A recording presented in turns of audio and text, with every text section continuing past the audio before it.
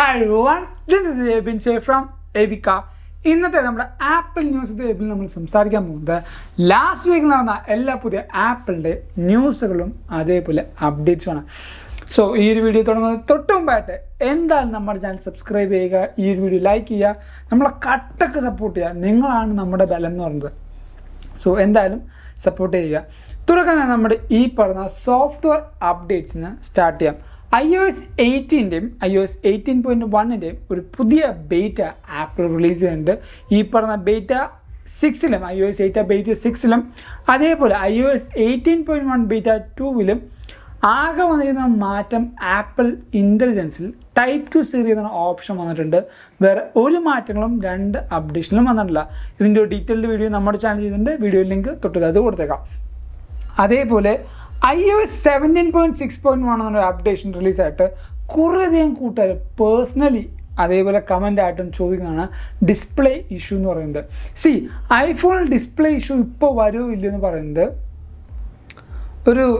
ഒരു പ്രാർത്ഥനയാണ് ഇപ്പോൾ എല്ലാ യൂസേഴ്സിനും, ഇൻക്ലൂഡിങ് ഞാൻ ഉൾപ്പെടെ കേട്ടോ. ഇല്ലാതെ ഞാൻ പറയുന്നില്ല. എൻ്റെ സിസ്റ്ററിനും iPhone 13 ഉണ്ട്. അതും റിസ്ക് തന്നെ ആയതുകൊണ്ട് നമ്മൾ അപ്ഡേറ്റ് ചെയ്യുമ്പോൾ എപ്പോഴും പേടിച്ച് തന്നെയാണ് ചെയ്യുന്നത്. സോ ഇത് അപ്ഡേറ്റ് ചെയ്താൽ പ്രശ്നമാകുമോ ഇല്ലയോ എന്നുള്ള ഭയം എനിക്കും ഉണ്ട്. അതാർക്കും പ്രഡിക്റ്റ് ചെയ്യാൻ പറ്റില്ല, അടിച്ചു പോകില്ല. എന്നാലും ഈ പറഞ്ഞ iOS 7.6.1 ഫോളോ അപ്പ് വീഡിയോ നമ്മൾ ചെയ്തിട്ടുണ്ട്. എന്താണ് ഇഷ്യൂ, എങ്ങനെയാണ് ഇത് ചെയ്തെന്തെങ്കിലും ഇഷ്യൂസ് ഉണ്ടോ, ആ ഒരു അപ്ഡേഷൻ ചെയ്യണമെന്ന് ഡീറ്റെയിൽ ആയിട്ട് ആ ഒരു വീഡിയോയിൽ സംസാരിക്കുന്നുണ്ട്. ഈ പറഞ്ഞ എല്ലാ വീഡിയോസിൻ്റെ ലിങ്ക് ഞാൻ തൊട്ട് താഴെ ഡിസ്ക്രിപ്ഷനിൽ കൊടുക്കാം. കാരണം ഇപ്പോൾ കമൻറ്റിൽ നമുക്ക് ഈ പറഞ്ഞ വീഡിയോസിൻ്റെ ലിങ്കോ കാര്യങ്ങളൊന്നും ആഡ് ചെയ്യാൻ പാടില്ലെന്ന ഇഷ്യൂ ഒന്നും ഞാൻ കേട്ടിരുന്നത്. ഷോർട്സിൽ മാത്രമുള്ളൂ തോന്നുന്നു. എന്നാലും ഞാൻ കൊടുത്തേക്കാം. എന്തായാലും കയറി കാണുക നിങ്ങൾക്ക്, അപ്പോൾ എന്തായാലും ഒരു ഇൻഫർമേഷൻ കിട്ടും. അടുത്ത കാര്യം എന്ന് പറഞ്ഞാൽ നമ്മുടെ ഈ പറഞ്ഞ iOS 18.1 ഒഫീഷ്യലി എന്നാ റിലീസ് ചെയ്യാൻ പോകുന്നത് വെച്ചാൽ മിക്കവാറും നമ്മുടെ ഈ പറയുന്ന സെപ്റ്റംബർ അവസാനം അല്ലെങ്കിൽ ഒക്ടോബറിലായിരിക്കും iOS 18.1 എല്ലാ യൂസേഴ്സിനും ഒഫീഷ്യലി അപ്ഡേഷൻ വരാൻ പോകുന്നത്.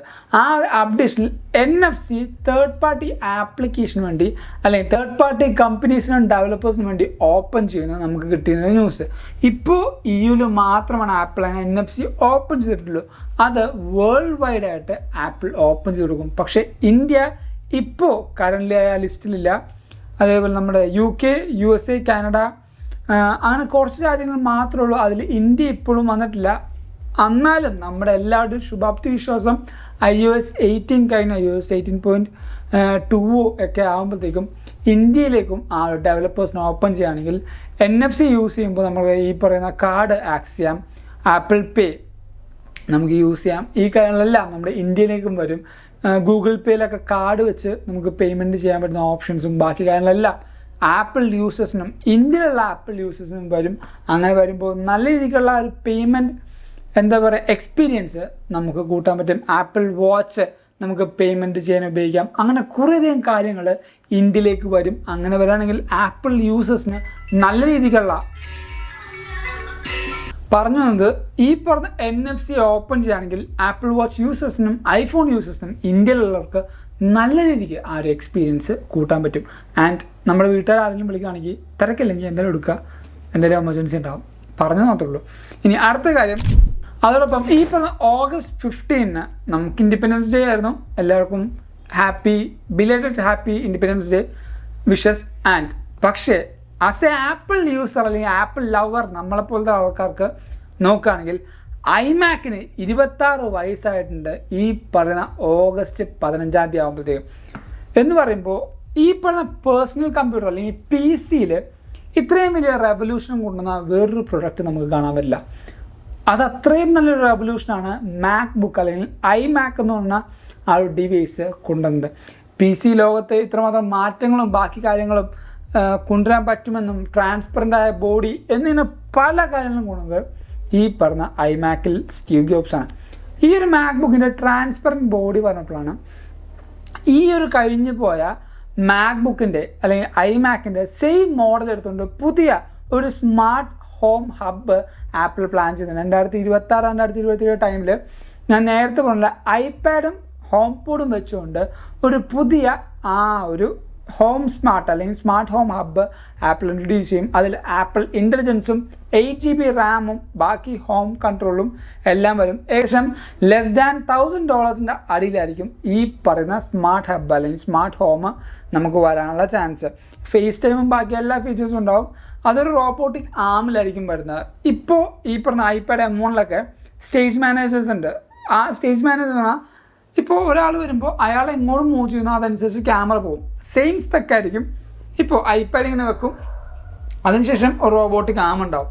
ഇപ്പോൾ നമ്മൾ മൂവ് ചെയ്യുമ്പോൾ ഈ ഒരു iPad അങ്ങനെ നിന്ന് ടിൽട്ട് ചെയ്ത് ആ ഒരാൾ പോകുമ്പോൾ ഫേസ് ടൈം ചെയ്യുമ്പോൾ ആളെപ്പോഴും സെൻട്രലൈസ് ചെയ്ത് വെക്കാൻ വേണ്ടി ആ റോബോട്ടിക് ആം ട്വിസ്റ്റ് ചെയ്യും എന്ന് കേൾക്കുന്നുണ്ട്.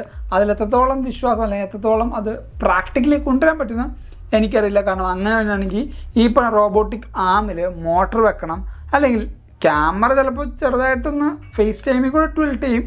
റോബോട്ടിക് ആം ട്വിസ്റ്റ് ചെയ്യണമെങ്കിൽ അല്ലെങ്കിൽ ടിൽട്ട് ചെയ്യണമെങ്കിൽ മോട്ടോഴ്സ് വെക്കണം, അതിന് ബാറ്ററി വേണം, പവർ ചെയ്യണം, അങ്ങനെ കുറേ കാര്യങ്ങളുണ്ട്.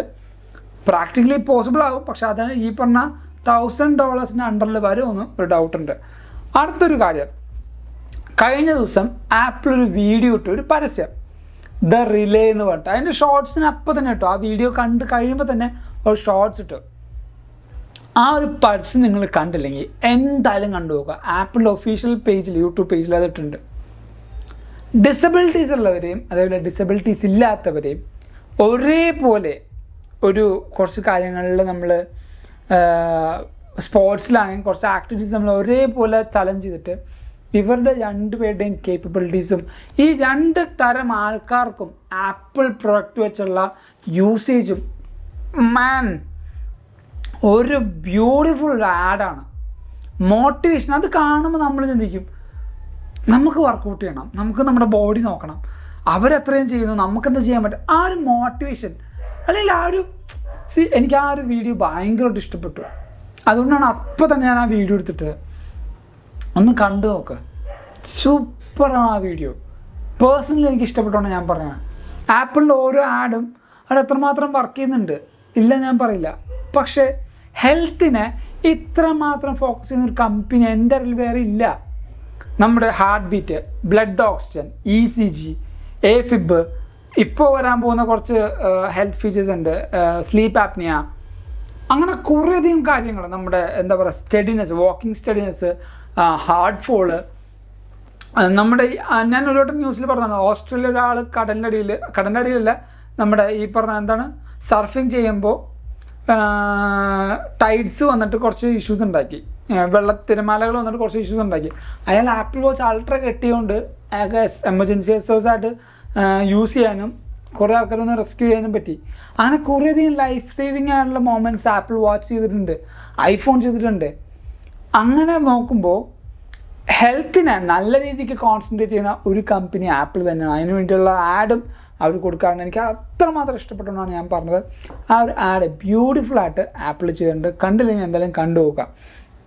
സോ ഇതൊക്കെയാണ് നമ്മുടെ ഇന്നത്തെ ആപ്പിൾ ന്യൂസ് ടൈപ്പിൽ ഞാൻ നിങ്ങളോട് സംസാരിക്കാൻ ഉദ്ദേശിച്ച കാര്യങ്ങൾ. ഈ ഒരു വീഡിയോയിൽ കുറേയധികം പുതിയ കാര്യങ്ങൾ നിങ്ങൾ അറിഞ്ഞ് മനസ്സിലാക്കി വിശ്വസിക്കുന്നു. അതുകൊണ്ട് എന്തായാലും ഈ ഒരു വീഡിയോയിൽ ഇപ്പോൾ തന്നെ ലൈക്ക് ചെയ്യുക, കൂട്ടുകാർക്ക് എല്ലാവർക്കും ഷെയർ കൊടുക്കുക. അവർക്കും ഈ ഇൻഫർമേഷൻസ് എന്തായാലും പുതുതായിരിക്കും, അവരും അറിയട്ടെ. ആൻഡ് ഇതേപോലെ പുതിയ കാര്യങ്ങൾ അറിയാണ്ട് എന്ത് ചെയ്യണം, നമ്മുടെ ചാനൽ എന്തായാലും സബ്സ്ക്രൈബ് ചെയ്യണം.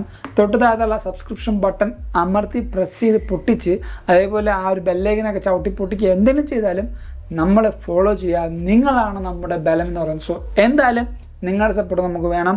ഇൻസ്റ്റാഗ്രാം വഴി നിങ്ങൾക്ക് കാര്യങ്ങളൊക്കെ അറിയണമെങ്കിൽ നമ്മുടെ ഇൻസ്റ്റാഗ്രാമിൻ്റെയും ലിങ്ക് തൊട്ട് താഴത്ത് കൊടുക്കുന്നുണ്ട്. Go follow me in Instagram too. And thank you so much for watching this video. This is Jebin Xavier signing from Evika, and have a nice day.